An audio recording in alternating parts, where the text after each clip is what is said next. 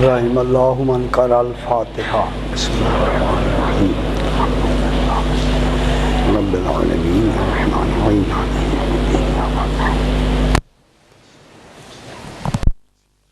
انعمت علیہم غیر المغضوب علیہم یقینوا علیکم بالصالحین بحق محمد صلی اللہ علیہ محمد صلوات پڑھیں اللہم صلی اللہ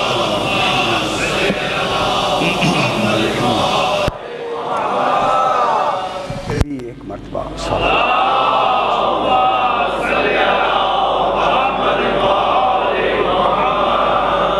ذرا بلند تر صلوات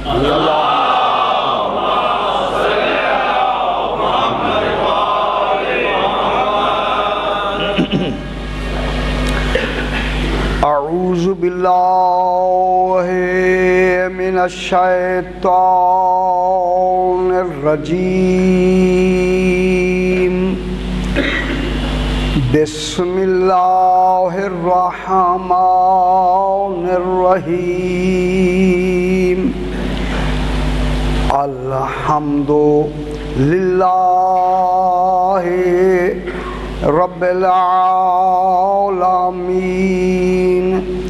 الصلاۃ والسلام علی اشرف الانبیاء والمرسلین خیر المبشرین والمنذرین سیدنا و طبیب نفوسنا و شفیع ذنوبنا ابی القاسم محمد وآلہ الطیبین الطاہرین المعصومین صلوات اللہ علیہم اجمعین اما بعد بسم اللہ الرحمن الرحیم السلام علیکہ یا صاحب العصر والزمان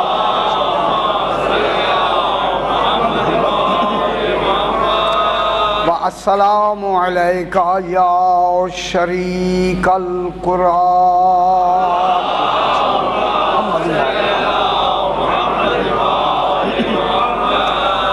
پھر بھی ایک مرتبہ صلوات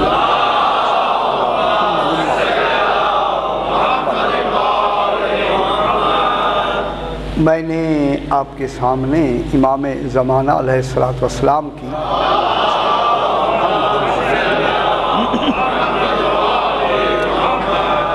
زیارت کے وہ جملے ادا کیے ہیں جو آپ ہر واجب نماز کے بعد انہیں ادا فرماتے ہیں. اس میں سلام کیا جا رہا ہے بارگاہ امامت میں السلام علیکہ سلام ہو آپ پر. عالمین سلام کر رہے ہیں اور خالق خود سلام کر رہا ہے. سلام ہو آپ پر. کیا ہیں آپ؟ یا صاحب العصر والزمان. سبحان اللہ. شکر ہے کہ ہمارے ایسے امام ہیں کہ ہم نے انہیں مان لیا ہے, ہم نے انہیں پہچان لیا ہے. کروڑوں دنیا ہے جو جانتی ہی نہیں ہے, پہچانتی نہیں ہے. اے عصر اور زمانے کے کلی مالک, کلی مختار, تم پر سلام. صرف یہ نہیں بلکہ السلام علیکہ یا شریک القرآن. اے قرآن کے شریک, سبحان اللہ, قرآن کے شریک تم پر سلام. قرآن کے شریک. رات جہاں بات ختم ہوئی وہیں سے بات کو آگے بڑھاتے ہیں کہ قرآن کا مقام اول علم الہی ہے. کیونکہ آج آخری رات ہے اور اب جتنی باتیں پہنچ سکیں گی وہ میں انشاءاللہ بیان کریں گے. اور یہ 10 دن یہی میں بیان کرتا رہا کہ خالق کے عالمین کو نظام چلانے کے لیے اللہ نے ان 14 کو بنایا ہے. ان کے بغیر عالمین کا نظام چل نہیں سکتا. ان کو اسی لیے خالق چونکہ اس کی توحید یہی بتائیں گے، رسالت یہی بتائیں گے، امامت یہی بتائیں گے، دین یہی بتائیں گے، شریعت یہی بتائیں گے، اخلاقیات کل یہی بتائیں گے۔ ان کے قول و فعل و عمل کا نام دین ہوگا، ان کے قول و فعل و عمل کا نام شریعت ہوگا، ان کے قول و فعل کا نام اسلام ہوگا۔ یہ عین اسلام ہوں گے، عین دین ہوں گے، یہی سب کچھ ہے انشاءاللہ۔ کل سے پھر یہ سرکار امامت اور نبوت پر کل میرا انشاءاللہ عشرہ مدینۃ العلم میں شروع ہو جائے گا انشاءاللہ، وہ بھی تقریباً یہی وقت ہوگا۔ تو انشاءاللہ کل سے پھر نبوت کو پھر امامت سے ملائیں گے انشاءاللہ۔ تو آج اسی لیے خالق نے ان کو ازل سے اپنے قریب قرب کا مقام دینا شروع کیا، جس کے کمال کی انتہا نہیں ہے، کمال کی انتہا نہیں، کمال ہی۔ لفظ بھی خدا گواہ کوتا ہے، کیا کرے، روز یہی کہتے ہیں، ان کے علاوہ لفظیں نہیں ملتی، اس کے کمال کو کیسے ظاہر کرے، کون سی لفظیں لے آئے؟ جہاں لفظ کوتا ہوں وہی تو کمال ہوتا ہے، جسے لفظ بھی تعبیر نہ کر سکے، تعبیر ہی نہ کر سکے، وہی کمال ہے خالق کا۔ اسی لیے اس کمال کے لیے ان کو با کمال بنایا۔ جتنا کمال اس کی ذات کے لیے ضروری ہو سکتا تھا، اللہ نے وہ سارے کمالات آل محمد میں دے کر انہیں مظہر بنا کے سامنے کر دیا، کمالات کے مظہر بنا کے، مظہر شریک نہیں، مظہر، اللہ کا کوئی شریک نہیں ہے، مظہر بنا کر ان کو جائے ظہور بنا کر انہیں سامنے کیا۔ اب قرآن کے یہ شریک ہیں، قرآن ان کا شریک نہیں ہے۔ اب تو یہ موضوع اب شروع ہوا اور دن بھی ختم ہو گئے، کیا کریں۔ قرآن ان کا شریک نہیں ہے، یہ قرآن کے شریک ہیں۔ ان کی شرکت بتاتی ہے کہ قرآن ان کی شرکت کے بغیر کافی نہیں ہے۔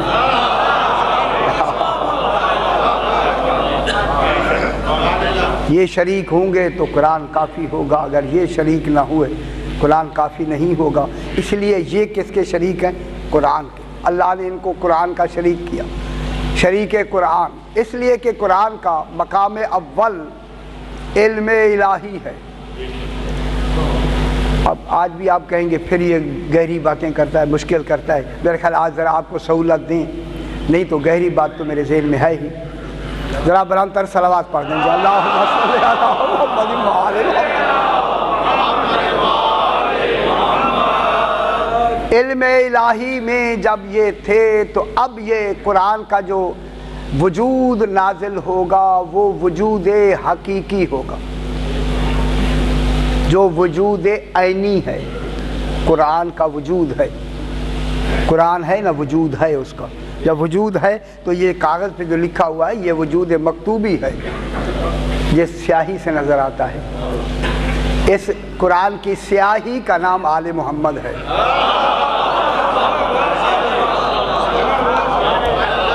میں کیا کہہ رہا ہوں؟ سمندر سیاہی بن جائے اگر دعائے عہد، اب وہ موضوع تو نہیں ہوگا کیونکہ حکم نہیں ملا، اسی لیے مداد کلمات ہی کون ہے؟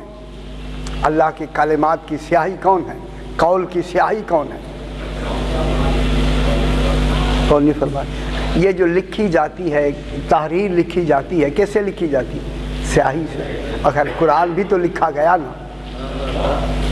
یہ یہاں کی بات نہیں ہو رہی، اصل کی سیاہی دیکھیں۔ صحیح، وہ مداد کلمات ہی کون ہے؟ دعائے عہد اگر آپ امام زمانہ کی پڑھیں تو اس میں آتا ہے السلام علیکم یا مداد کلمات ہی، اے اللہ کے کلمات کی سیاہی تم پہ سلام۔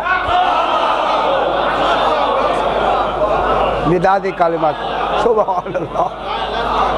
سیاہی سے شے کا وجود بنتا ہے بابا، کلام کا وجود سیاہی سے بنتا ہے، زبان سے نہیں بنتا۔ زبان سے ملفوظی بنتا ہے، مکتوبی نہیں۔ ملفوظی جو زبان والا ہے، آواز والا ہے، اس کا وجود نہیں ہے، وہ تو بیان ہوا ختم ہو گیا۔ یہ میں پڑھ رہا ہوں، پچھلا بیان ختم ہو گیا، آتا جاتا ہے، ختم ہوتا جاتا ہے۔ جو باقی رہتا ہے وہ مکتوبی ہوتا ہے۔ اس قرآن کے مکتوبی سیاہی کون ہے؟ آل محمد، سبحان اللہ۔ تو اب اللہ نے ان کا اول علم قرآن کہاں تھا؟ علم الہی میں، ٹھیک ہے، علم الہی میں۔ پھر سوال ہوگا کہ قبل از نزول کہاں تھا؟ یہ نزول کی بعد کی بات میں کر رہا ہوں، نازل ہونے کے بعد کی بات ہو رہی ہے، ابھی قبل از نزول کی بات نہیں ہو رہی۔ آخر قرآن جب نازل ہوا تو کہیں تو پہلے ہوگا نا، اور نہیں فرمایا کہیں ہوگا یا نہیں ہوگا نا جناب؟ کہیں تو ہوگا نا شاہ جی۔ اب جہاں قرآن ہوگا تو پھر نازل کرنے والے جو ساتھ ہیں اللہ کے، تو وہ کہاں ہوں گے؟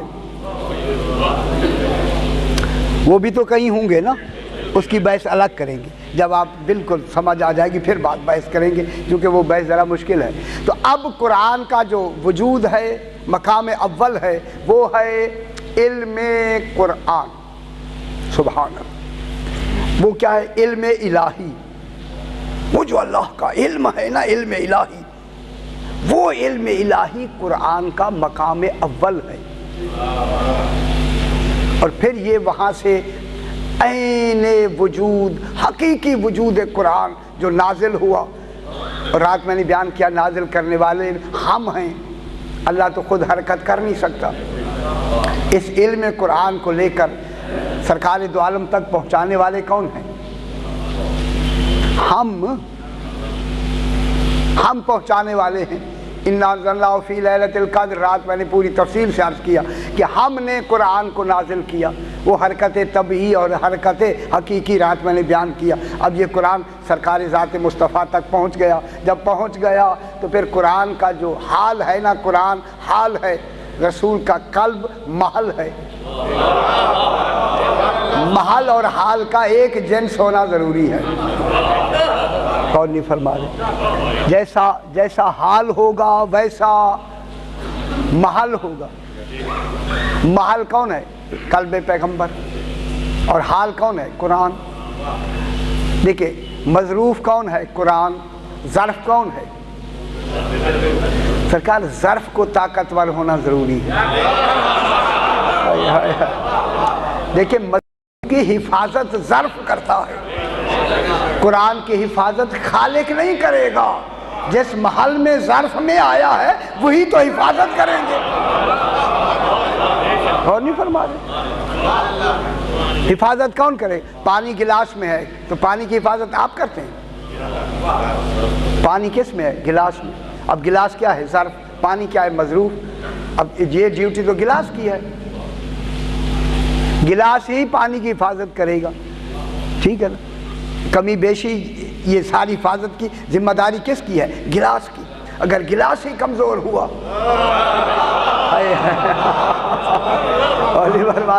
تو پھر حفاظت کیسی ہوگی؟ تو پھر خالق کے لیے ضروری ہے جب بھی کوئی مظروف بنائے اور اس کا ظرف بنائے تو پھر وہ ایسا بنائے کہ جس ظرف نے قیامت تک جانا ہے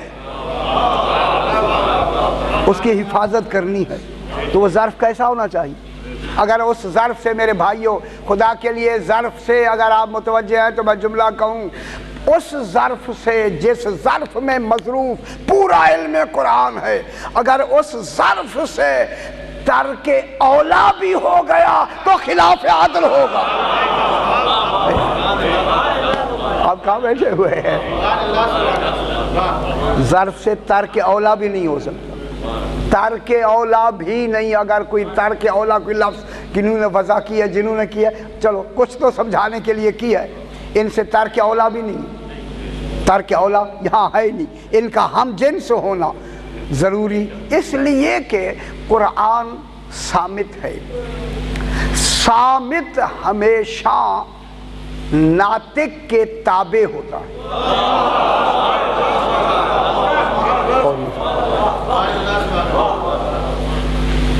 صامت کس کے تابع ہوتا ہے؟ ناطق کے۔ دیکھیں اگر دو امام موجود ہوں تو ایک صامت ہوتا ہے، ایک ناطق ہوتا ہے۔ دو امام ایک وقت میں موجود تھے نا، سرکار امام حسن مجتبیٰ علیہ السلام، سرکار امام علی علیہ السلام اور سرکار امام حسین علیہ السلام، اللہم صلی علی محمد و آل محمد۔ تو ایک امام صامت اور ایک خاموش اور ایک دوسرے امام، اس امام کی موجودگی میں دوسرے امام کی ابھی امامت کا آغاز نہیں ہے، اولی الامر پہلا امام ہے جو ناطق ہے۔ تو ناطق صامت ہمیشہ تابع ہوتا ہے ناطق کے، اور قرآن ایک کتاب ہے، ایک کتاب ہمیشہ دیکھیں جناب، علم عالم کے بغیر غیر معقول ہے۔ چلیے ماشاءاللہ بات سمجھ آ گئی فوری، غیر معقول ہے کہ علم ہو اور عالم نہ ہو، یہ ہو ہی نہیں سکتا۔ بسم اللہ، علم ہو اور عالم نہ ہو، غیر معقول۔ علم کا تعلق ہی عالم سے ہوتا ہے، ذات عالم سے۔ کتاب کا تعلق علم سے جو ہوتا ہے وہ پرتو کا ہوتا ہے، عکس کا ہوتا ہے۔ کتاب عالم کے علم کا عکس ہوتا ہے، عالم کے علم کا اثر ہوتا ہے۔ اب میں جملہ کہہ دوں، خدا کی قسم اللہ کے علم کا عکس قرآن ہے، حقیقت آل محمد۔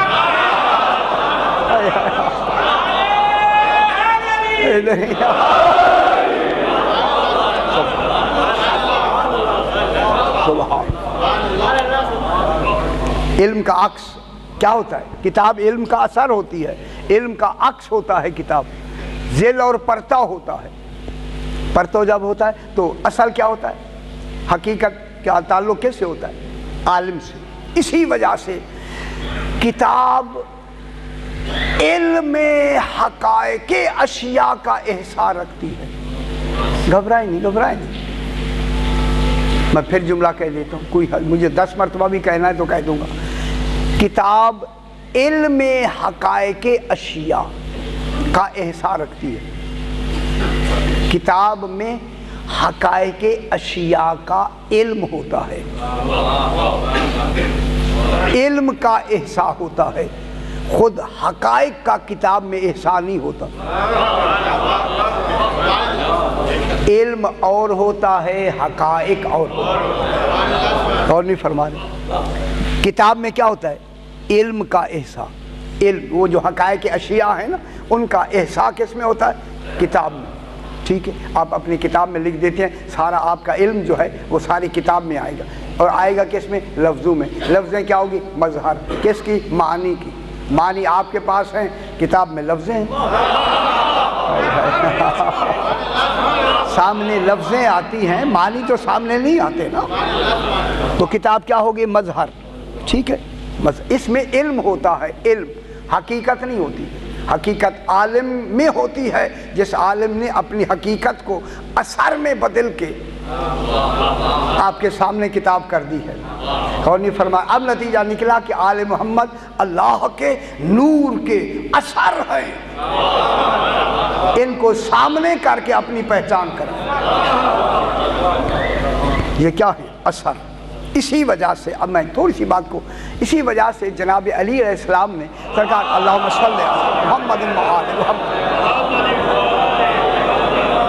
سرکار علی علیہ السلام نے ایک شعر کہا ہے، التزام انک جرم صغیر۔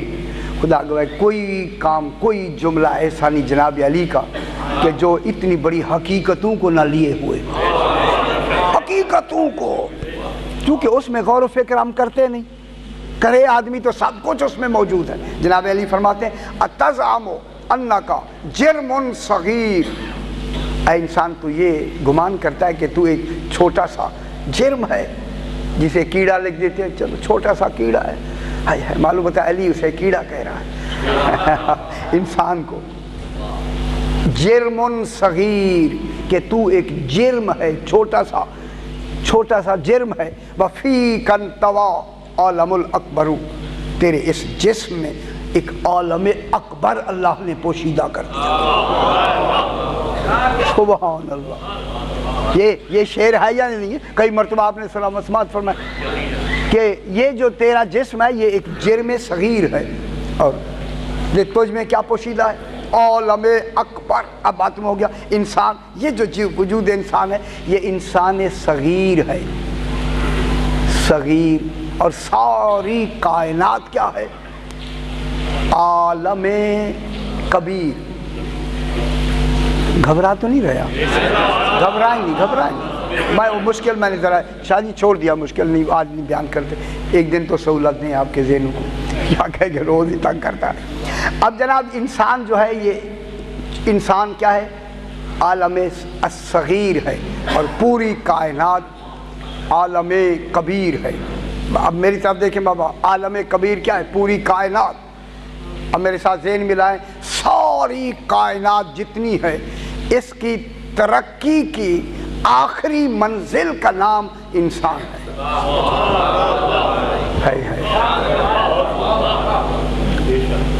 इंसान देखिए मादा कितनी तरक्की कर सकता है, ये जो हमारा मादा है, मादे की आखिरी तरक्की का नाम क्या है, इंसान।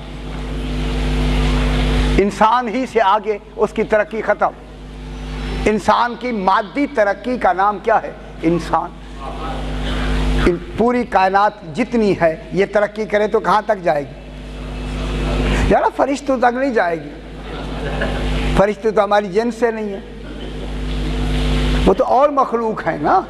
हम जो जिस मखलूक है, मादी मखलूक है, तो ये कहाँ तक तरक्की करेंगे, इंसान तक। इंसान से ऊपर कोई है, फरमाया आपसे ऊपर कोई है, कोई नहीं।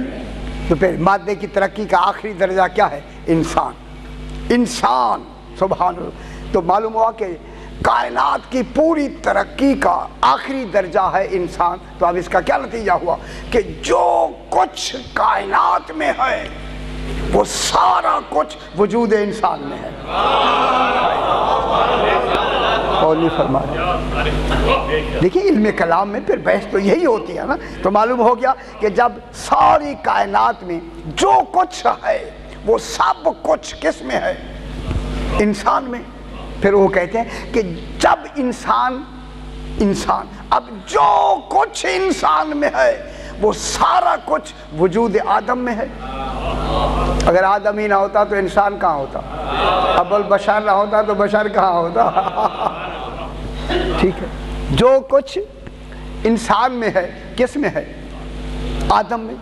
ठीक है, अब वो कहते हैं कि जो कुछ आदम में है वो अबुल अकवान।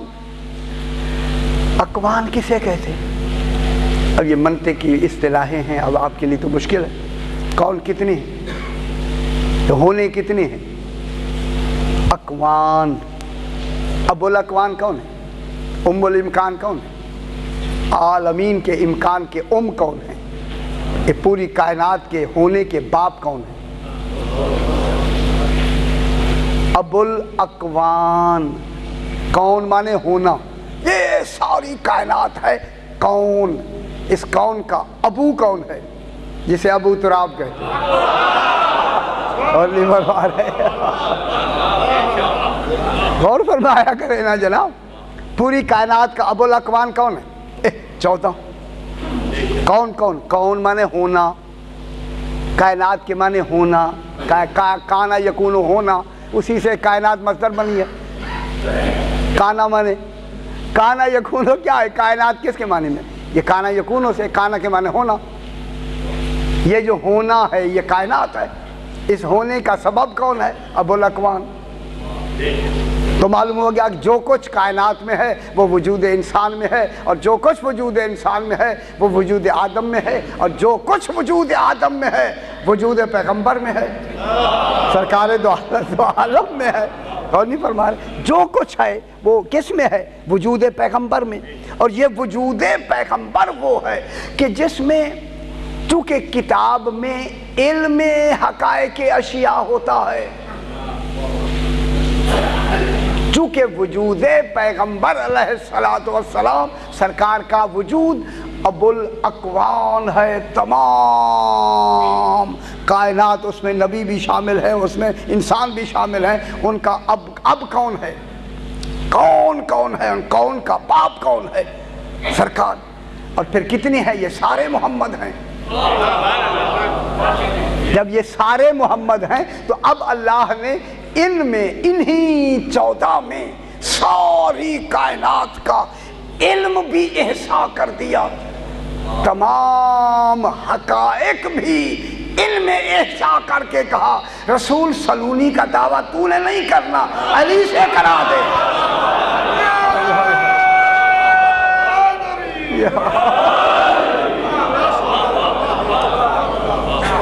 کن سے دعویٰ کروائے؟ سلونی میرے بھائیوں، میرے بزرگوں، آپ میرے بھائی ہیں، بزرگ ہیں، خدا گواہ سلونی کا دعویٰ وہ کر سکتا ہے جو عالمین کا ہر علم و حقائق سے واقف ہے، صرف علم نہیں، ان علم کے حقائق سے بھی باخبر ہو۔ حقائق سے جب باخبر ہوگا تو پھر احسا کسے کہتے ہیں؟ اب آپ کو میں نے دہرائی ہوئی بات پھر دہرا دیتے، احسا کسے کہتے ہیں؟ فرمائیے، دہرا دوں، میرا خیال ہے میں کئی مرتبہ میں نے دہرایا، یا شاہ جی دہرا دے، کوئی حرج نہیں، دہرا دے نا شاہ جی۔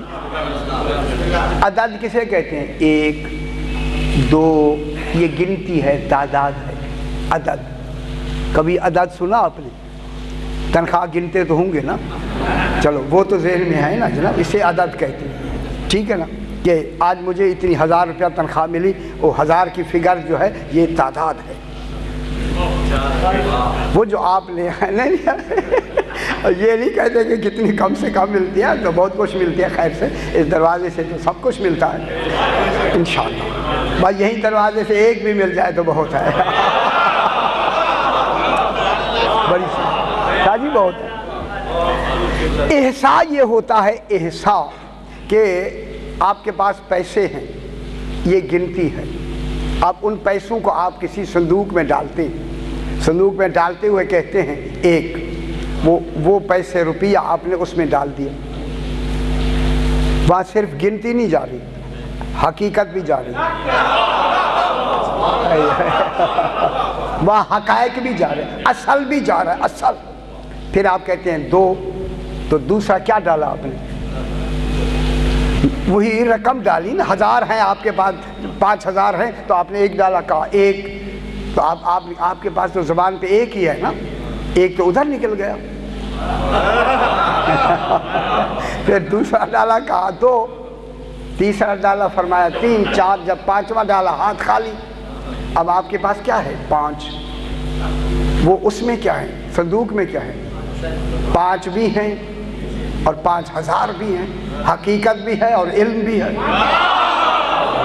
اور نہیں فرما رہے، وہاں علم بھی ہے اور حقیقت بھی ہے، آپ کے پاس کیا ہے؟ گنتی۔ اب امام میں کیا ہے؟ امام کے پاس فقط گنتی نہیں، احسا کر دیا خالق نے، علم بھی ہے، حقیقت اشیاء بھی ہے،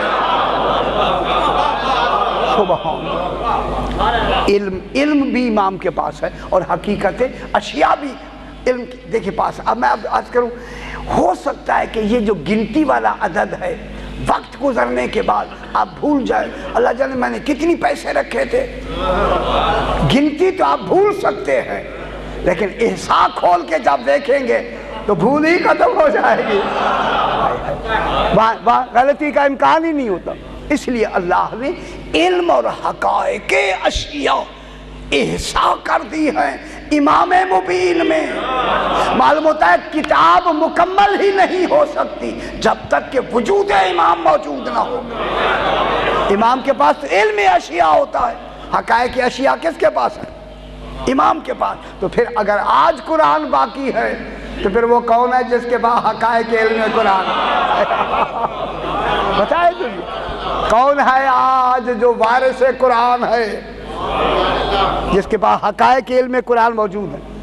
تو پھر تو جن کا امام موجود ہے ان کا مذہب ہے حقائق۔ سرکار کے بعد ایک اعلان ہوا، دیکھ تھوڑی سی بات کہہ کے پھر ذرا مشکل آج کہنی ہے مجھے۔ سرکار دو عالم کی شہادت کے بعد، حضور کے انتقال کے بعد ایک اعلان ہوا، نام میں کبھی نہیں لیتا، کہ جو جنہوں نے رسول اللہ سے قرضہ لینا ہے وہ گواہ پیش کرے، 2 گواہ لے آئے اور ہم قرضہ دے دیں گے، قرض دے دیں گے جو رسول خدا علیہ السلام نے، سمجھ رہے ہیں نا جناب، کسی نے قرض لیا ہے ہم ان کا قرضہ دے دیں گے، ٹھیک ہے۔ جناب علی نے فرمایا انہوں نے تو 2 گواہوں کو شرط لگائی ہے، ہم غیر مشروط اعلان کرتے ہیں، جو بھی آ کے کہے ہم اسے دے دیں، گواہوں کی ضرورت نہیں ہے، گواہوں کا طلب کرنا ہی تو جہالت کی دلیل ہوتا ہے۔ برباد ہاں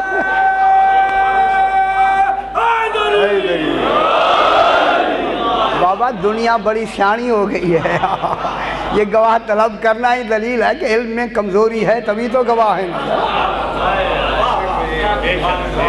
بات ہو گئی نا یہ خود ہی انہوں نے کہہ دیا بھائی 2 گواہ بھی ساتھ لائیں یہیں سے بات تو سامنے آ گئی دیکھیں نتیجہ نکالنے والے جلدی نتیجہ نکال لیتے ہیں 2 گواہ بھی لیتے ہیں جب یہ اعلان ہوا تو اب ظاہر ہے کہ سرکار کا یہ بعد اعلان ہوا تو ایک شخص 2 تلواریں لگائے ہوئے ارغوانی رنگ کی عبا قبا اور امامہ پہنے ہوئے اور 2 تلواریں لگائے ہوئے وہ آیا اور اس نے گھوڑے کو باندھا اندر گیا سلام کر کے کہا سرکار میں نے حضور سے قرض لینا ہے آپ قرض دیں گے انہوں نے کہا ہاں اعلان کرو ہم قرض دیں گے کیا قرضہ ہے کہنے لگے قرض یہ ہے کہ رسول اللہ علیہ السلام نے 100 اونٹنیاں سرخ رنگ کی جن کی 2 کوہانی ہوں گی اور کالی ان کی آنکھیں چشم سیاہ سرخ ہوں گا رنگ آنکھیں سیاہ ہوگی 2 کوہانی ہوں گی اور ان پر سونے چاندی کے بھار ہوں گے اور ان کے ساتھ 17 غلام ہوں گے سرکار کے پیچھے ہم نے یہ قرض لینا ہے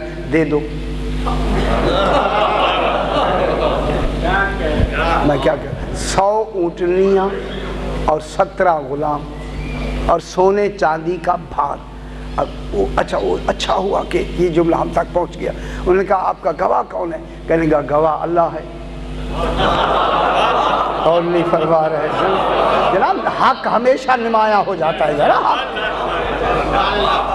یقین فرمائیں آپ گواہ کون ہے اللہ کہتے ہیں یہ اب اللہ کی گواہی کون لے پھر تو وہی لے سکتا ہے جو اللہ کے ساتھ برابر میں گواہی کا شریک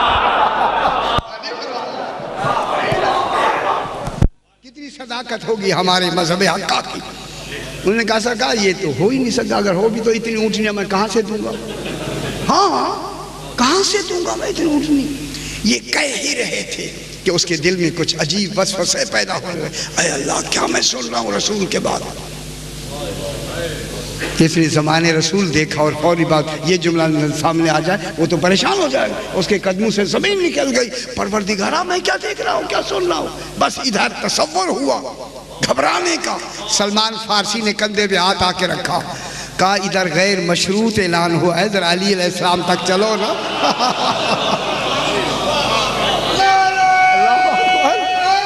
یا علی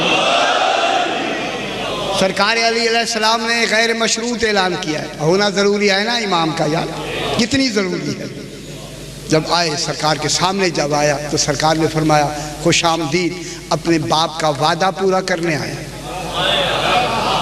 یہ ہوتا ہے جب کہا نا اپنے باپ کا وعدہ پورا کرنے آیا ہے سلمان کی طرف دیکھ کر کہتا ہے یہاں سے مجھے مل جائے گا قرض مل جائے گا اللہ جو باپ کی بات کر رہا ہے علی علیہ السلام کے سامنے 2 زانو جیسے بیٹھتا ہے نا طالب علم اسی طرح بیٹھ گیا سرکار یہ جو آپ نے فرمایا کہ باپ کا قرض پورا کرنے آیا ہے تو سرکار یہ سوال ہے میرا میں اس لیے بیٹھا ہوں جیسے طالب علم بیٹھتا ہے استاد کے سامنے میرا سوال ہے یہ بات اصل میں ہے کیا سرکار نے فرمایا ہے یہ کہ سرکار دو عالم کے پاس تیرا باپ آیا تھا باپ اسی لڑکے سے کہا تیرا باپ حضور کے پاس آیا تھا اور آ کے کہا تھا سرکار کہ میں اپنے قبیلے کا سردار ہوں اور لوگ میری بات مانتے ہیں اگر میں آپ کی طرف سے وکیل ہو کر وہاں جا کے اسلام کا پرچار کروں تو یقیناً وہ مسلمان ہو جائیں گے جب وہ مسلمان ہو جائیں گے تو آپ مجھے دیں گے کیا معلوم ہوتا ہے لینا دینا جائز ہے صحیح گنجائش نہیں چلائی اور نہیں فرما رہا ہے جناب ہم بھی نکالتے رہتے ہیں نا کہ آخر مولا مہربانی کرے کہ کہیں سے کوئی جواب کا پہلو تو نکلے نا جناب کہ اس نے کہا مولا دو گے کیا سرکار نے فرمایا کیا لینا چاہتے ہو کہ مولا ہاں سرکار نے فرمایا اس دنیا میں لینا چاہتا یا اگلی دنیا میں لینا چاہتا سبحان اللہ اس دنیا میں لینا چاہتا یا اگلی دنیا میں تو وہ کہنے لگا سرکار غریب آدمی ہو یہاں بھی دے دو وہاں بھی دے دو کتنا اچھا وقت تھا اس کے بھی تیرے باپ نے کہا یہاں بھی دے دو وہاں بھی دے دو اس وقت میرے امام نے فرمایا، آقا نے فرمایا ہم نے تمہارے نام جنت لکھ دی ہے، لکھتا وہ ہے جو مالک جنت ہو۔ ہم نے جنت تمہارے نام لکھ دی، ٹھیک ہے، جنت تمہاری ہو گئی، جنت ہو گئی، ٹھیک ہے۔ اب رہ گئی دنیا کی بات۔ دنیا میں یہ ہے کہ ہم آپ کو 100 اونٹنیاں دیں گے، 100، 2 کوہان والی اونٹنیاں ہوں گی، سرخ رنگ کی ہوں گی، آنکھیں سیاہ ہوگی۔ میں اللہ، یہ عین پر بھی ابو علی سینا نے اتنی بڑی کتاب لکھی ہے آنکھ پر۔ شاہ جی عجیب، یہ خبر ہے لوگ کیسے تھے، یہ یقین فرمائے پتہ لگتا ہے خبر نہیں یہ کیسے لوگ، ذہین لوگ تھے، ایسی عمدہ کے حساب ہی نہیں ہے، یعنی دیکھ کے آدمی دیکھ لیتا ہے کہ آدمی کیسا ہے، ہاں اس میں ایسا حساب اس نے وہ کیا۔ اچھا جناب کہ اس کی سیاہ آنکھیں ہوں گی اور 2 کوہانی، اور ان پر اون سونے چاندی کے بھار ہوں گے، اور 17 غلام ہوں گے۔ یہ تیرے باپ کے ساتھ رسول اللہ نے وعدہ فرمایا تھا۔ یہ کہہ کر سرکار نے فرمایا کہ تیرے باپ نے سرکار سے کہا، حضور اگر میں بوڑھا آدمی ہوں، میں تبلیغ کرتے کرتے مر جاؤں تو یہ قرضہ میرے بیٹے کو مل جائے گا؟ غور نہیں فرما رہا ہے، کوئی بیٹا تو کھڑا ہے، بیٹے کو مل جائے گا؟ حضور نے فرمایا ہاں ہاں مل جائے گا۔ پھر تیرے باپ نے ہاتھ باندھ کے کہا، آقا اگر میرے بیٹے کو تو مل جائے گا، آخر آپ اگر اس دنیا میں نہ ہوں تو پھر وہ قرضہ دے گا کون؟ فرمایا میرا وصی ہوگا جسے علی کہتے ہیں۔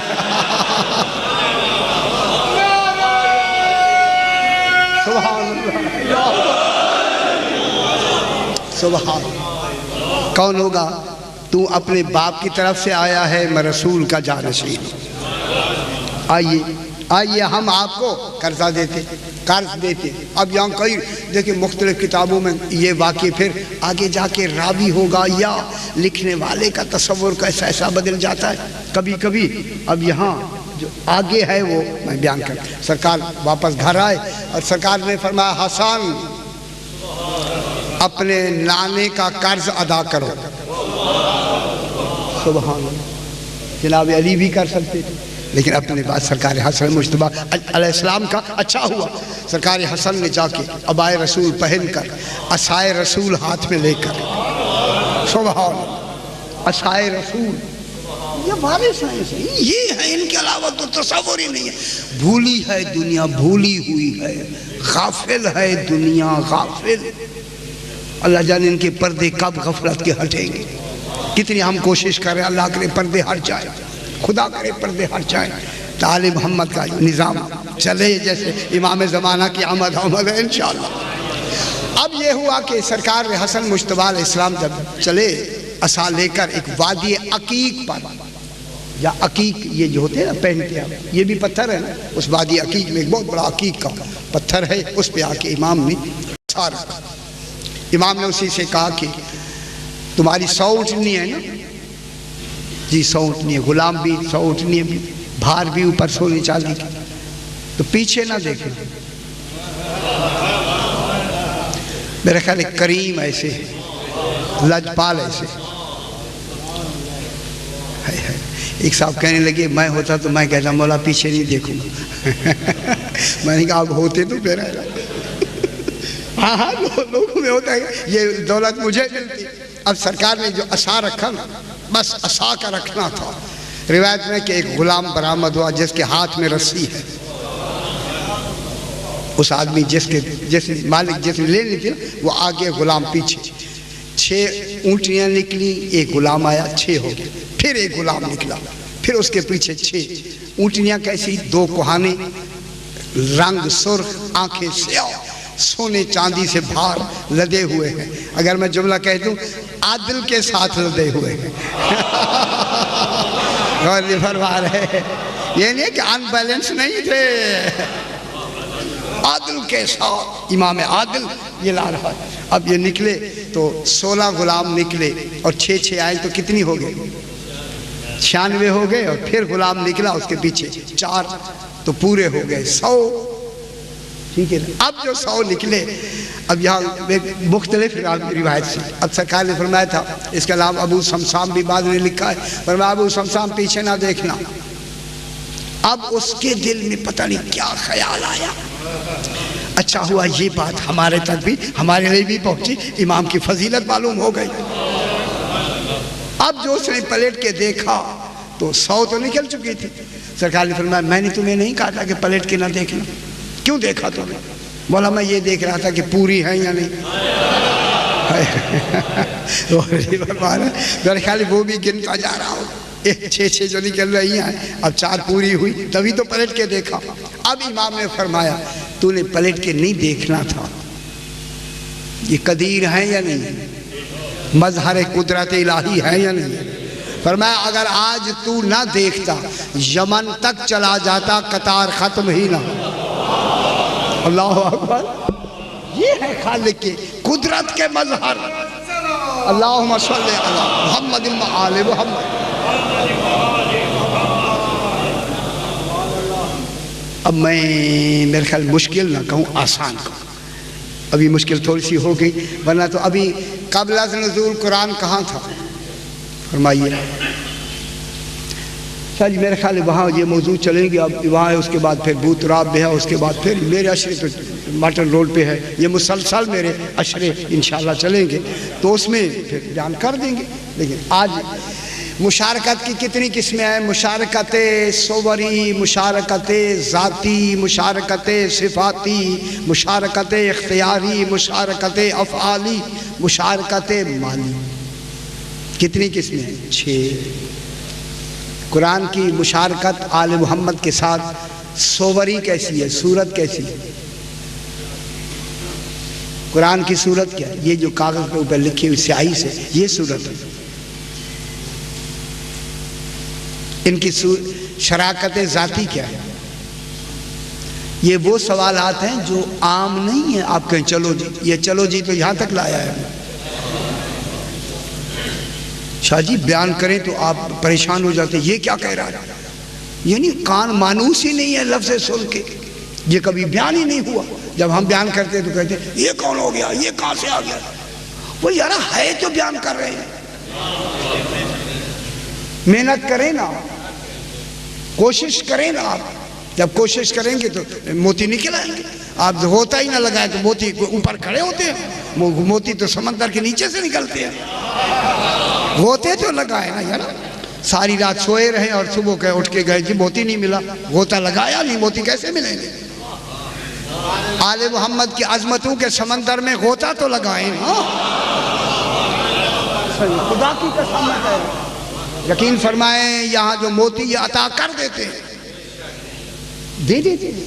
ان کے سمندر، علمی سمندر میں تو جائے نا آپ. تو اب قبل از نزول قرآن کہاں تھا اور آل محمد کہاں تھے؟ میرا سوال ہے شاہ جی توجہ فرمائیں. قبل از نزول قرآن کہاں تھا؟ قبل از نزول آل محمد کہاں تھے؟ فرمائیے، فرمائیں نا. میرا آپ سے سوال ہے جناب، میری مدد فرمائیں. میں سوال کرتا ہوں، ایک تو جواب دیجیے. ایک علم الہی میں تو تھے، کہاں تھے؟ علم الہی کی کون سی جگہ تھے؟ ہاں کہاں تھے علم الہی؟ علم الہی عین ذات ہے. توجہ فرمائیں، خدا کے لیے توجہ فرمائیں دنیا، اور لوگوں کو بتایا کریں یہ باتیں جو سن رہے ہیں آپ. قبل از نزول قرآن زمین. اب کیا کریں، سمجھانے کے لیے ہمیں لفظیں بتانا پڑے گا. بغیر ہمارے پاس آپ کو سمجھانے کا لفظوں کے علاوہ کوئی ذریعہ ہے نہیں. لفظوں میں کوتاہی ہو گئی تو معافی ہو جائے گی، سمجھانے میں کوئی پکڑ نہیں ہے. پکڑیں گے تو مجھے پکڑیں گے نا یار، آپ کو تو کچھ ہی نہیں کہیں گے. پٹائی ہوگی تو میری ہوگی نا. اگر میں صحیح سمجھائے تو شاباش بھی تو ملے گی نا. ہاں یہ تو نہیں جاوے تو پٹائی ہو جا جی. اگر کوئی کوتاہی ہوئی تو کہہ دیں گے مولا کامل میں پھر آخر کوشش تو کی ہے. کوئی کمی ہوئی ہے تو نقل بالمعنی میں پکڑ نہیں ہوگی. یہ ہوتا ہے نقل بالمعنی، کسی معنی کو نقل کرنے میں اگر کمی بیشی ہو جائے پکڑ نہیں ہے. ہاں غلط بیانی نہ ہو. نقل بالمعنی، یہ ہم نقل بالمعنی کر رہے ہیں۔ اب اللہ کا یہ جو قرآن ہے کہاں تھا؟ اللہ کے ضمیر ذات میں، ضمیر ذات الہی۔ اب دیکھیں میں نے لفظ ضمیر کہی آپ کو سمجھانے کے لیے، جو آپ کی میں ہے اسے ضمیر کہتے ہیں۔ جو ہے یہ میں کیا ہے؟ ضمیر کہتے ہیں نا، ضمیر مردہ ہو گیا۔ وہ مردہ کیا، وہ چال پھیر تو رہا ہے نا بیچارہ، وہ میں چال پھیر ختم ہو گئی ہے بابا۔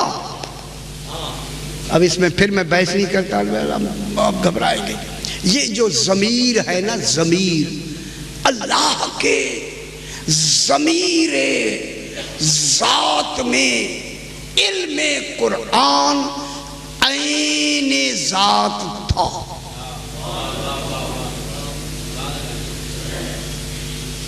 میں کیا کہہ رہا ہوں؟ دیکھیے میری بات ٹیپ بھی ہو رہی ہے، کوئی بات میں کوئی فتوے لگائے تو ٹیپ پہلے سنے پھر فتوہ لگائے۔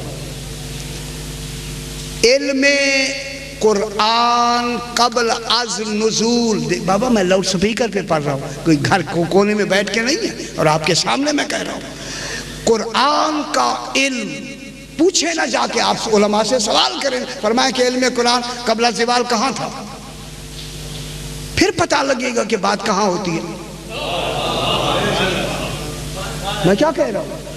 قبل از نزول قرآن، علم قرآن کہاں تھا؟ علم قرآن ضمیر، لفظیں سمجھانا پڑتی ہیں، ضمیر ذات خدا میں عین ذات تھا، چونکہ علم عین ذات ہے۔ قرآن کا علم عین ذات، خدا کے لیے توجہ فرمائیں، یا شرک مرک نہیں ہے جو آپ تصور فرما رہے ہیں۔ قرآن کا علم عین ضمیر ذات الہی میں، وہاں تو ذات تصور میں نہیں آتی یارا، ضمیر سمجھانے کے لیے ہے۔ کیا کریں، ہمارے لیے ان کے علاوہ لفظیں نہیں ہیں۔ ضمیر ذات الہی میں علم قرآن عین ذات تھا۔ معلوم ہو گیا، یہ جو عین ذات ہے قرآن کا پہلو، یہ قدیم ہے۔ جب نازل ہوا تو حادث ہوا، سامنے آیا، وجود میں آیا، بدل کے آیا، حادث ہے۔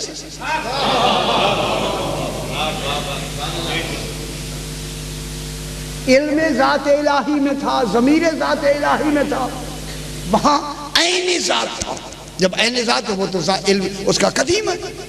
تو قرآن کا جو پہلا اصل ہے وہ کیا ہے؟ قدیم۔ لیکن جب ظاہر ہوا، نازل ہوا، عطا ہوا، دیا گیا، آل محمد تک پہنچا، حادث۔ ظاہر ہوا حادث، وجود میں آیا حادث، عطا ہوا حادث، ان کو ملا حادث، روح امری بن کے آیا حادث۔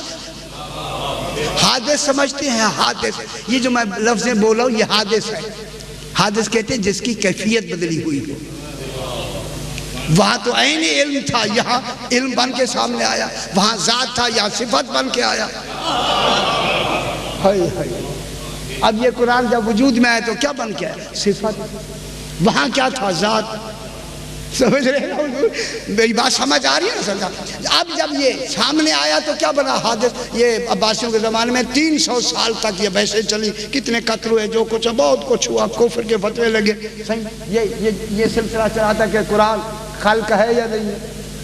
300 سال تک یہ بحثیں ہوتی رہیں۔ وہاں معتزلہ اور اشاعرہ وغیرہ گروہ ہوتے ہیں، ان کو ادھر نہیں جاتے جناب۔ اشاعرہ کہتے تھے قرآن قدیم ہے، اور معتزلہ کہتے ہیں نہیں، جب وجود میں آئے گا تو حادث ہے۔ اور یقیناً ہے کہ جب وجود میں آیا حادث ہو گیا۔ جب بن گیا نا یارا، وجود میں آ گیا، عطا ہو گیا، اللہ نے ان کو دے دیا آل محمد، پھر تو کیفیت تو بدل گئی، حادث تو ہو گیا۔ ٹھیک ہے نا؟ اب قرآن کا جو اصل ہے یہ قدیم ہے، جو سامنے فرا ہے وہ حادث ہے، عطا ہے، صفت ہے۔ وہاں ذات تھا، وہاں ذات، یہاں صفت۔ جب صفت موصوف کون ہوں گے؟ جن کو عطا ہوا ان کے لیے ہو۔ اب آل محمد علم الہی میں قبل نزول کہاں تھے؟ اگر قرآن نازل ہوئے تو آل محمد پیدا ہوئے۔ دیکھیں یہ جملہ آپ کتنا کانوں کے لیے کتنا ثقیل ہو گیا. سننا ثقیل ہو گیا آپ کے لیے. یہ کیا کہہ رہا ہے؟ یہ ثقیل کیوں ہوا کہ یہ باتیں سنی نہیں گئی. صحیح سنی جو نہیں گئی تو آل محمد کیا ہے کہ جب یہ خالق نے ان کو کیا کہ یہ نطفے سے بنے. کوئی ان کے والدین اس وقت تھے جب انہیں خالق نے بنایا. ہاں فرمائیں وجود ہے یا نہیں؟ جب ان کا وجود اللہ نے کب سے بنایا؟ عالم سرمدی میں بنایا. ابھی جناب ابو طالب تو ابھی پیدا ہی نہیں ہوئے. تو پھر تو یہ وجود نسبی کے لیے ان کو رشتے کے لیے ان کا نسب بنایا، ورنہ حقیقت میں تو یہ امری مخلوق ہے، خلقی ہے نہیں. امری مخلوق ہے نا یار. اس کی مثال جناب عیسیٰ علیہ السلام موجود ہے آپ کے سامنے. اسی لیے تو جناب عیسیٰ کو منتظر کر دیا، منتظر کا. آخر کوئی تو سبب ہے نا یار. ان کو منتظر بیٹھے رہو چوتھے آسمان پر. میں کہتا ہوں اتنی روحانی داری چوتھے تک گئے نا، اوپر تو نہیں گئے نا. انتظار میں بیٹھا ہوا، انتظار میں ہے جناب عیسیٰ علیہ السلام. اب آل محمد کہاں تھے؟ علم الہی میں. فرمائے قرآن تو عین ذات تھا، ضمیر ذات الہی میں. جن حضرات کو یہ بات اچھی نہیں لگ رہی، اب میں ایک دفعہ میری طرف دیکھ لیں وہ حضرات، ذرا بلند تر صلوات پڑھ دیں. اللہم صلی علی محمد و آل محمد.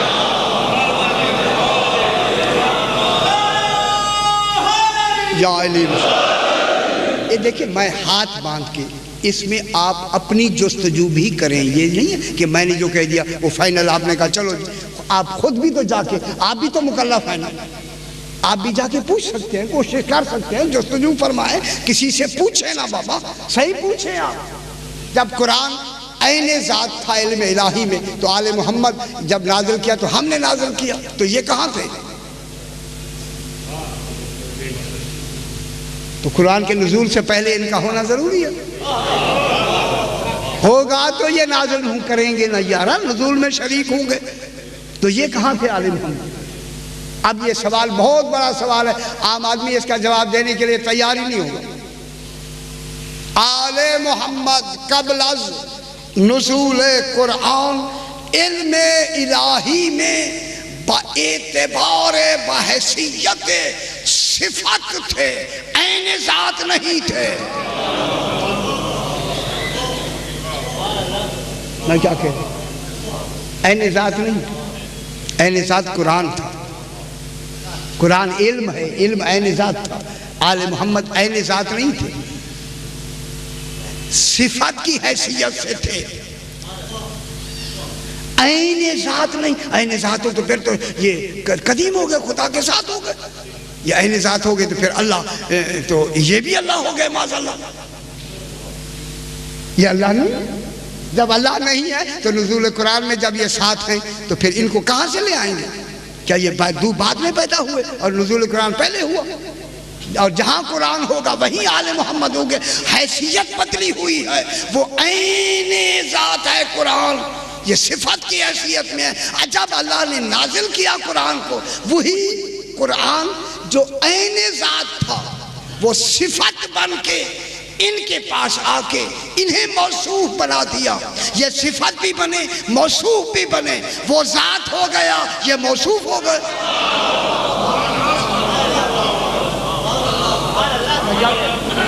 اللہ کیا ہو گیا؟ ذات. یہ کیا ہو گیا؟ موصوف. اور قرآن کیا ہو گیا؟ ان کی صفت. صفت اور موصوف غیر ہوتے ہیں.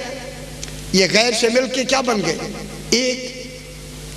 انہیں صفت کیا ملا؟ علم قرآن ان کو ملا. یہ کیا ہو گئے؟ ان کا قرآن، علم قرآن کیا ہے؟ ان کا زائد بر ذات، عین ذات نہیں. عطا ہوا اللہ کو. کیا قرآن یہ علم جو ہے وہ عین ذات ہے، اسے کسی نے عطا نہیں کیا. خیال مشکل ہو گیا. گھبرا رہے کہ آئے یہ جان نہیں چھوڑتا، کیا کرے. اسی لیے میں کہہ رہا ہوں کہ آل محمد علیہ الصلوات والسلام ان کو جو یہ عین ذات نہیں ہیں، اللہ نہیں ہیں. اللہ نے قرآن ان کو جو بحیثیت صفت تھے، یہ کمالات لے کے آئے اللہ سے. یہ نہیں ہے کہ سب کمال وہیں چھوڑ کے آئے، اللہ نے ایسے ان کو بھیج دیا، اپنے کمالات ان کو دے کے بھیجا۔ یہی قرآن ان کی کیا بنا؟ صفت بنا۔ اور صفت کس طریقے سے بنا؟ روح امری، وہ جو روح ہے جسے روح امری کہتے ہیں، روح ختمی کہتے ہیں، روح مسدد کہتے ہیں، روح القدس کلی کہتے ہیں، سارا علم قرآن اسی روح میں موجود ہے۔ مالک روح کو آل محمد کہتے ہیں۔ کن کو ملی یہ؟ آل نبیوں کو روح نہیں ملی، آل محمد علیہ الصلوات والسلام کو یہ روح ملی۔ یہ تو اب قرآن ان کے ساتھ کیا ہو گیا؟ شریک۔ کیسے؟ صفت کی حیثیت سے۔ یہ کیا ہے؟ موصوف کی حیثیت سے۔ اب جب سے ہیں تو کب تک رہیں گے؟ انی تارکن فیکم الثقلین، کتاب اللہ و اطرتی اہل بیتی۔ اب سنت نہیں آئے گی کہ میں دو چیزیں چھوڑے جا رہا ہوں۔ کیا؟ ایک قرآن اور دوسرے اہل بیت، وہ جو اس وقت سے ساتھ ہیں۔ اب یہ کب تک ساتھ رہیں گے؟ قیامت تک۔ لن یفترق حتی یرد علی الحوض، یہ کبھی بھی جدا نہیں ہوں گے یہاں تک کہ حوض کوثر تک دونوں اکٹھے جائیں گے، اکٹھے۔ تو پھر معلوم ہوا یا سنت کی لفظ تو آ نہیں سکتی کہ میں سنت چھوڑے جا رہا ہوں اور قرآن چھوڑے جا رہا ہوں۔ قرآن تو کیا ہے؟ ورثہ ہے۔ ورثے کے لیے وارث کی ضرورت ہے، سنت تو ورثہ ہے، وارث کہاں ہے؟ جب کوئی مرتا ہے تو دو چیزیں چھوڑتا ہے، ایک جائیداد چھوڑتا ہے، ایک بچے چھوڑتا ہے۔ تو جائیداد کیا ہوتی ہے؟ ورثہ۔ بچے کیا ہوتے ہیں؟ وارث۔ رسول چھوڑ رہا ہے قرآن اور اہل بیت۔ قرآن ورثہ ہے، آل محمد وارث ہے۔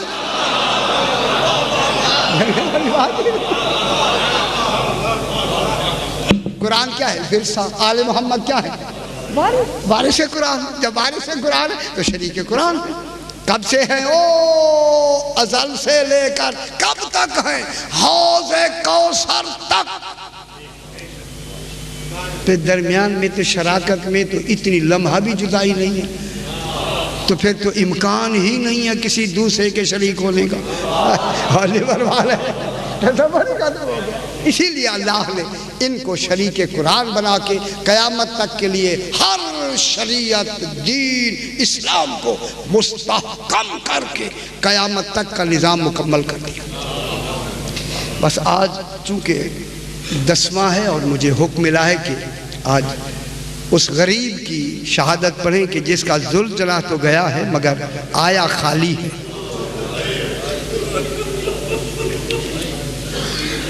میں کیا کہہ رہا ہوں؟ جس نے سارے دن لاشیں اٹھائے ہیں اس کا لاشا اٹھانے والا کوئی نہیں تھا۔ ماشاءاللہ سید آنسو قبول فرمائے۔ میں کس کا ذکر کر رہا ہوں؟ جسے امام حسین علیہ السلام کہتے ہیں۔ سارا دن لاشیں اٹھائے ہیں یا نہیں؟ یہ دیکھیں جناب، آپ کی نظر بھی تاریخ پہ ہونی چاہیے۔ جتنے انصار کی شہادتیں ہوئی ہیں، ہر انصار کا جسد، اس کا لاشا امام گھوڑے پہ اٹھا کے لائے۔ کوئی 10 میل پہ گرا ہے تو بھی لے آئے، 20 میل پہ گرا ہے تو بھی لے آئے، 2 فرلانگ پہ گرا ہے، خود بھی زخمی ہیں، انہیں اٹھا کے وہاں آ کے گنج شہداء میں۔ لیکن جب اپنے انصار اپنے گھر کے بنی ہاشم کے لوگ آئے تو پھر گھوڑے پہ نہیں اٹھا کے لائے، اپنی پشت مبارک پہ اٹھا کے لائے۔ جناب قاسم کا لاشا گھوڑے پہ نہیں آیا، اور محمد کے لاشے گھوڑے پہ نہیں آئے۔ میں کیوں نہ کہوں، علی اکبر کا لاشا گھوڑے پہ نہیں لائے اسے۔ خدا جانے کتنی درمیان میں بیٹھ بیٹھ کے کہا، جوان بیٹے کا لاشا اٹھانا معمولی بات ہے؟ تو اس باپ سے پوچھیں جس نے یہ لاشیں اٹھائے ہیں۔ گنج شہداء میں جناب عباس کا لاشا اٹھا ہی نہیں سکے، اس لیے کہ جناب عباس نے کہا کہ مولا میرا خیمے میں نہ لے جانا لاشا۔ امام نے فرمایا نہیں لے جائیں گے، لیکن گنج شہداء میں لانے کے لیے روایت ہے جو ہی امام ہاتھ لگاتے تھے نا اٹھانے کے لیے، جناب عباس کے گوشت کے ٹکڑے ہاتھ میں آ جاتے۔ اربن کی لفظ ایسے جناب عباس پہ حملے کیے گئے تلواروں کے کہ جناب عباس کو ٹکڑے ٹکڑے کر دیا گیا۔ ان کا اب کوئی نہیں رہا، اکیلے رہ گیا زہرا کا بیٹا۔ جب جناب علی اصغر کو بھی دفن کر کے آیا نا امام، اب کوئی رہ گیا سوائے جناب سجاد کے۔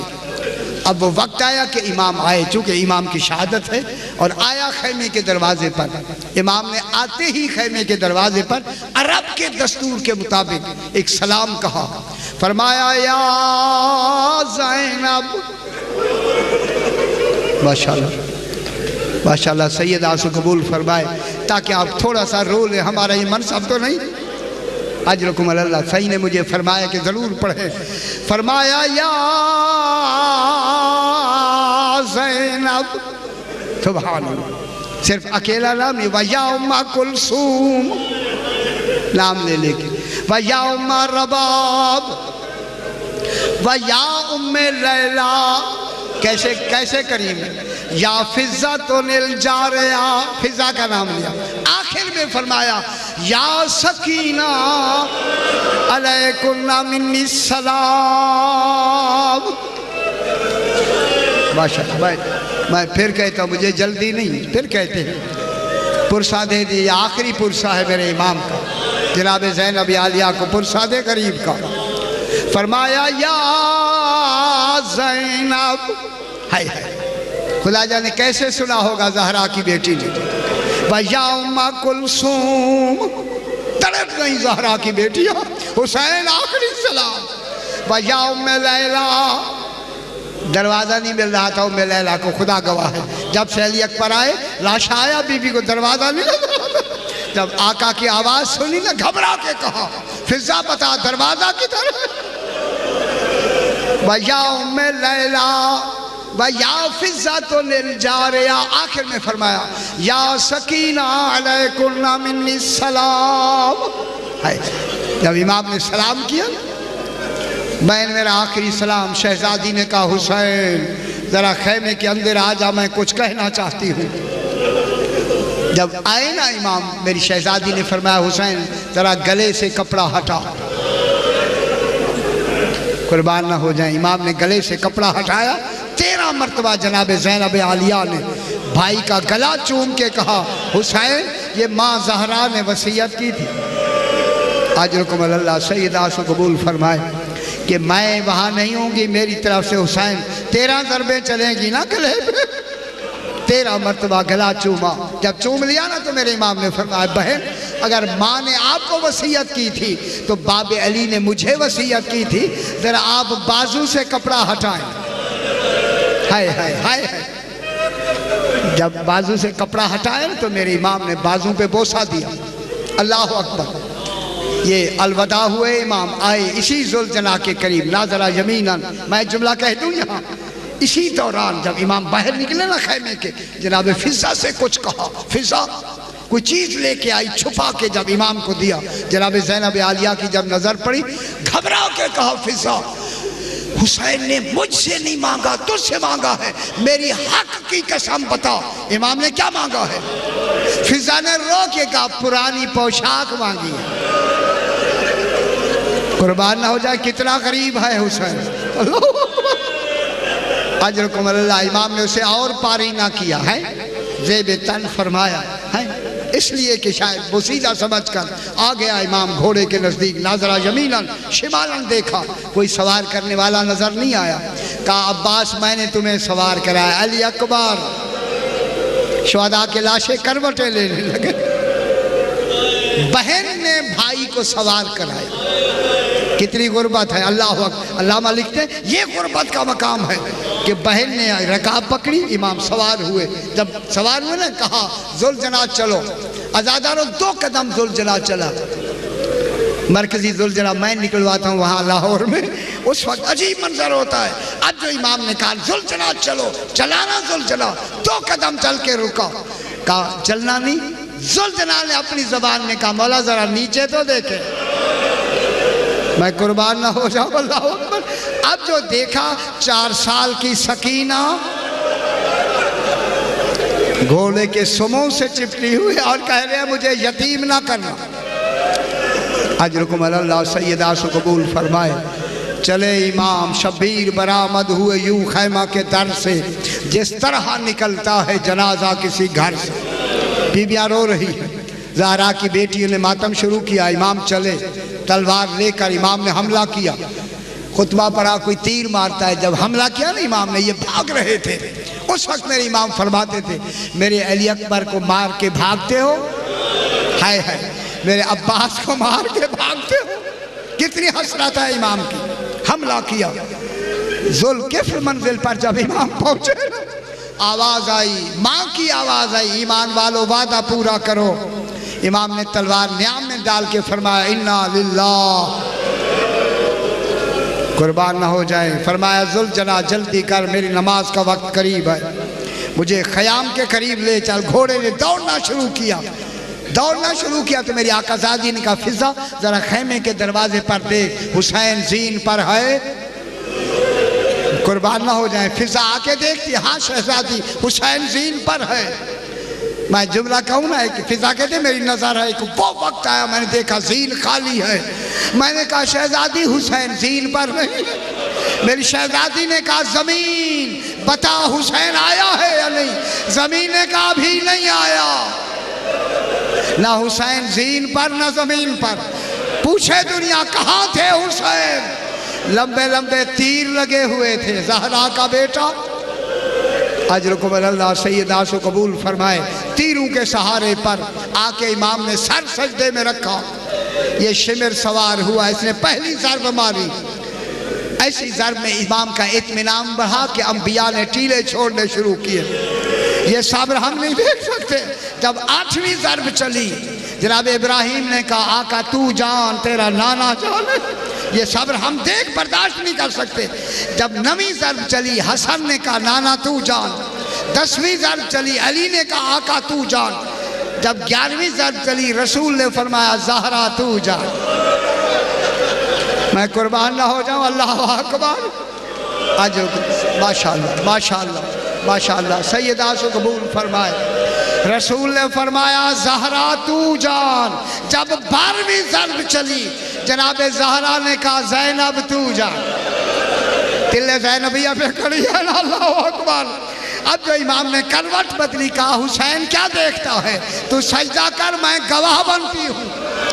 13ویں ضرب جب چلی سر جدا ہوا. ندائی قد قتل الحسین قد ذبح الحسین. کربلا کی زمین نے ہلنا شروع کیا.